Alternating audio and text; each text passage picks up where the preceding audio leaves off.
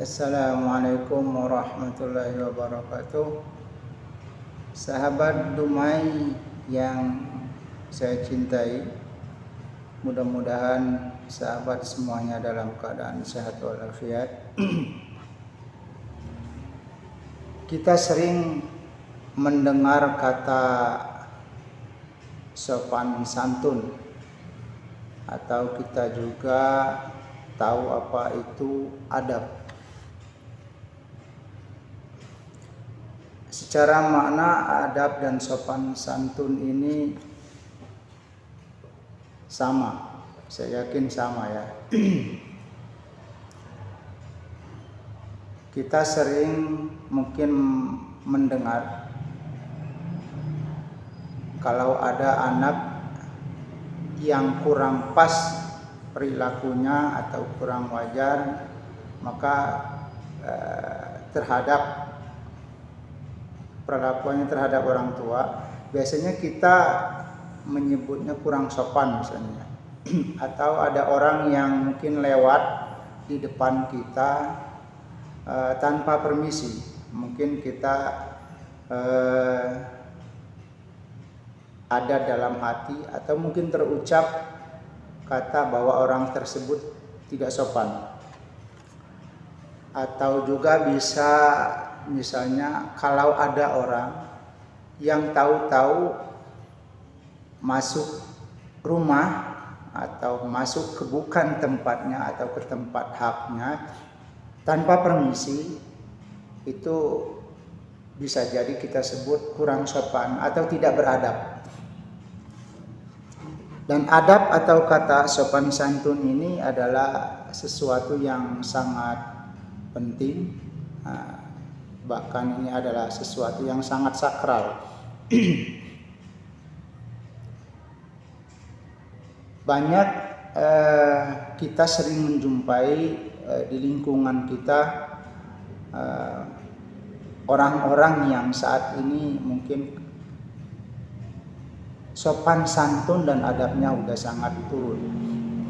Ini ada pengaruhnya. Juga ada saking pentingnya adab atau sopan santun ini di salah satu kerajaan misalnya, mungkin kerajaan-kerajaan yang lain pun sama. Bahkan ada ketika seseorang rakyat ingin ketemu dengan sang raja, itu sampai ada yang mesti jongkok atau tunduk, mungkin menundukkan kepala. Itu karena mungkin itu bagian dari adab ya, bagian dari sopan santun. Nah ini berarti sangat penting ya adab dan sopan santun ini. Bahkan di salah satu acara televisi swasta saya pernah melihat seseorang yang marah-marah. Yang marah-marah dia ketika dia giliran bicara, dia marah-marah karena ketika dia sedang bicara lawan ngomongnya ini membuka HP, nggak tahu isinya HP-nya penting atau enggak, sehingga ketika seseorang ini sedang bicara, orang lain sedang buka HP, nah yang sedang bicara ini dia emosi, tidak punya adab dan lain sebagainya, tidak ada sopan, bahkan bawa percuma sholat, sampai seperti itu ya. Karena dia emosi ketika dia bicara orang lain, padahal orang lain buka HP. Nggak tahu apakah itu memang urusan penting ketika dia buka HP itu apa enggak ya. Tetapi saat itu juga dia marah-marah dengan semarah-marahnya kepada orang yang buka HP itu.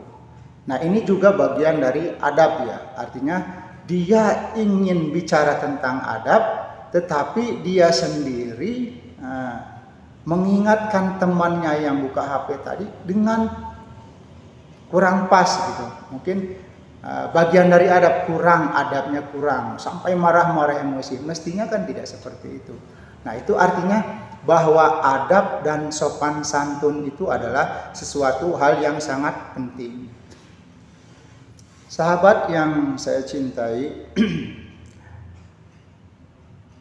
kita sering bahkan karena umat Islam khususnya ya, bahwa ibadah itu khususnya sholat adalah sebuah kewajiban. Yang kita hadapi adalah Zat yang Maha Kuasa atas segala-galanya.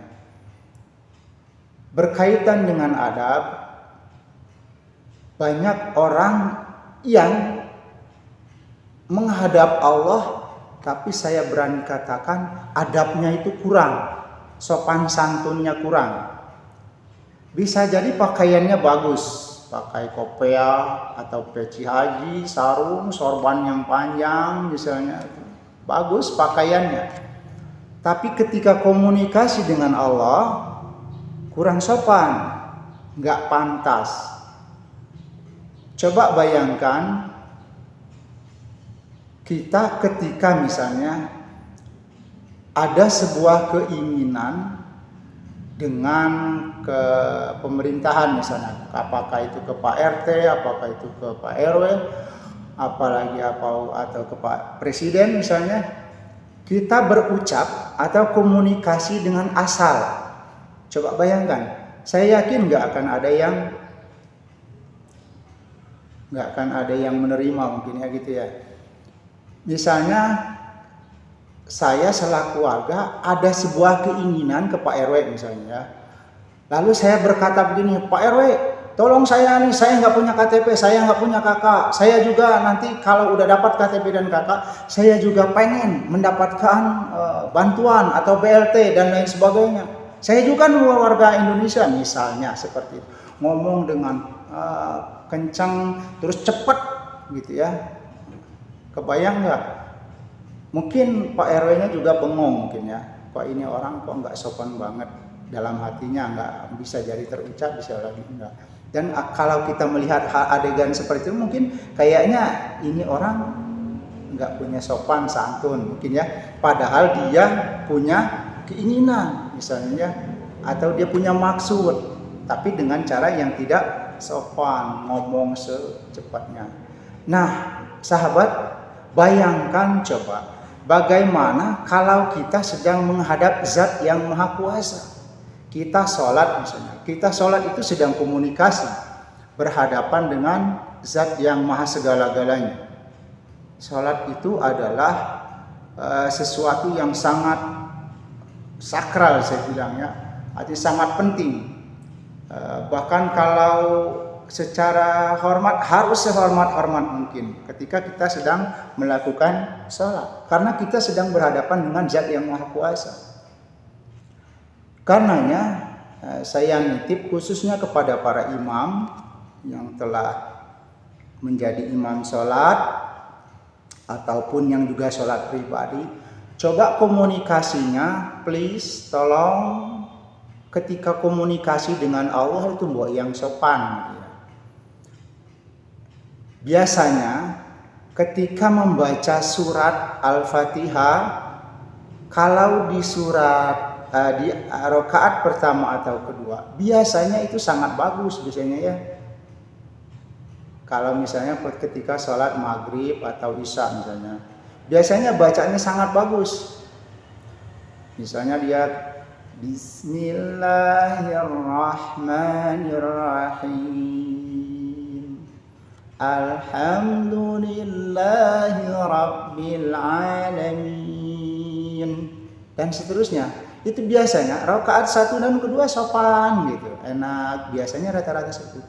Tetapi ketika rakaat ketiga dan keempat, nah ini jadi berubah sekian derajat, mungkin 100 derajat ya.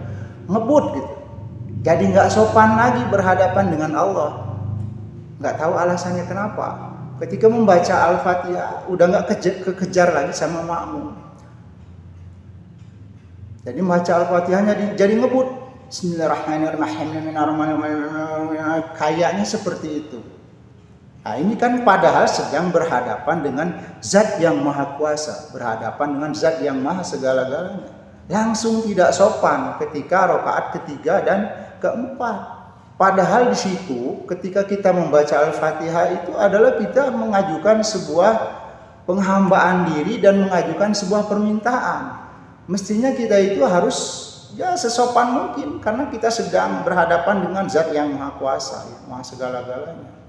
Dari pertama misalnya kita memuji dulu kan, sopan misalnya ya, alhamdulillahirabbil alamin misalnya kan, kita itu kan memuji itu, segala puji bagi Allah yang menguasai alam dan lain sebagainya, sampai seterusnya, sampai ada kata iyyaka na'budu wa iyyaka nasta'in. Di situ kan kita mengakui bahwa kepadanya lah kita menyembah dan kepadanya kita minta pertolongan dan lain sebagainya dan seterusnya. Nah, kita sedang komunikasi dengan Allah ini. Tapi banyak orang yang mengabaikan, ketika membacanya itu ngebut, kayak berhadapan dengan orang yang ya dianggap sepele gitu, ngebut bacanya. Nah, itu juga bagian dari nggak sopan, padahal kita sangat membutuhkan.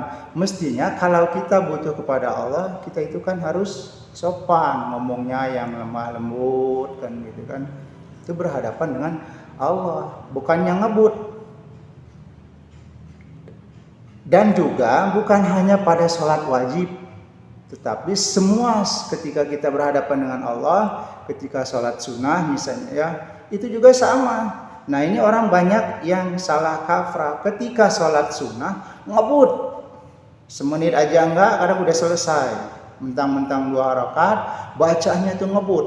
Kebayang enggak saudara-saudaraku, sahabat di Dumai, kita berhadapan dengan Allah, baik itu ketika sedang sholat wajib atau sedang sholat sunnah, kita itu berhadapan dengan Allah. Maka cobalah lebih tertib, lebih sopan. Coba, nggak kebayang kan kalau kita meminta kepada seseorang dengan bahasa yang ngebut ya. Ini misalnya membaca Al-Fatihah tadi saya contohkan ya, seperti itu sampai ngebut, ketika tahiyat, ketika sujud, ketika kita sedang sholat, bacaannya ngebut, padahal kita ada sebuah permintaan kepada Allah Subhanahu wa taala.